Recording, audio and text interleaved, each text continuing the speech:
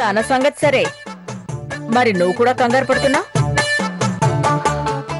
నాకు కంగారు పెట్టడమే కానీ కంగారు పడ్డం తెలీదు. దాని సోది మనకెందుకత్తయ్యా? మీరు వెళ్ళి రెస్ట్ తీసుకోండి. లేదు లేక, వీళ్ళ వాలకం చూస్తుంటే నాకేదో డౌట్గా ఉంది.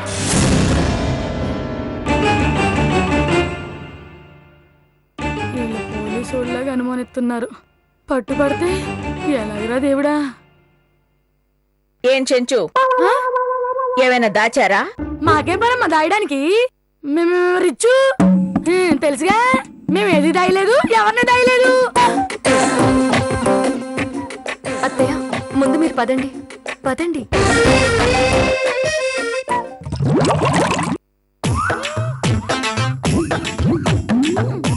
అవును,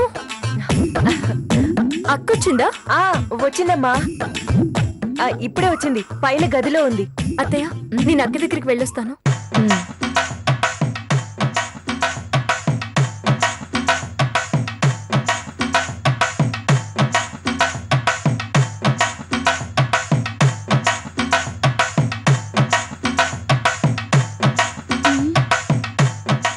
ఏంటే ఇది కూడా పైకి వెళ్ళింది?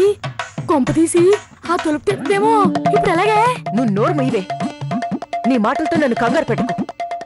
ఏం జరగదులే, అది రూమ్ లో గడేసుకునుంది. నువ్వురా.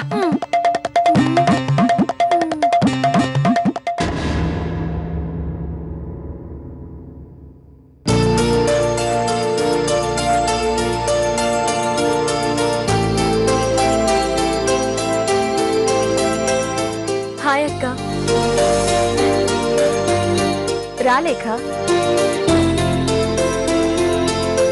ఎక్కడికి వెళ్ళలేఖ? ఎక్కడికి వెళ్ళామో తర్వాత చెప్తానులే గాని, పెద్దమ్మ ఎలా ఉంది? బాలేదు లేఖ. ఏమైందక్క? నీ గురించే బాధపడుతోంది. అసలు ఆ రోజు నుంచి సరిగ్గా నిద్రపోలేదంట. నువ్వేం చేసావు? నిజమేనమ్మా, ఘోరం జరిగిపోయింది అని ఇంకా పెద్దమ్మ బాధని ఎక్కువ చేసొచ్చావా? లేదు లేఖ, ధైర్యం చెప్పడానికి ఇది మామూలుగా జరగలేదు. ఎవరో జరిపించారు కదా, అది అమ్మ టెన్షన్. నిజమేలే అక్క, రేపు నీకు ఏమవుతుందన్న బాధ ఉంటుంది కదా. ఆ శ్యామల మీదే అమ్మకు అనుమానంగా ఉంది లేఖ. ఇక అలాంటి అనుమానాలు ఏమీ పెట్టుకోనక్కర్లేదక్క. ఇందాకే నేను, అత్తయ్య, శ్రీరామ్ బావగారు అందరం కలిసి మాట్లాడుకున్నాం. ఎందుకు? నాకు జరిగిందని వెనుక ఆ రేకుందని తెలుసు కదా.